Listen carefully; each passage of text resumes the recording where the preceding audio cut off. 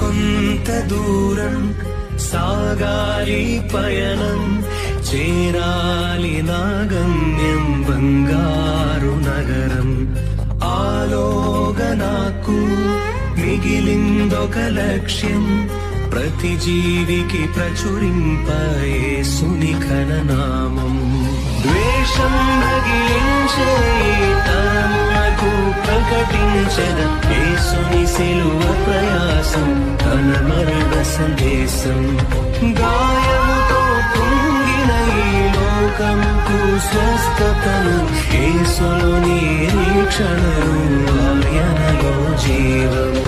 వందనము దేవా వందనము నీకే, కలువరిలోని యాగం నా రక్షణ భాగ్యం.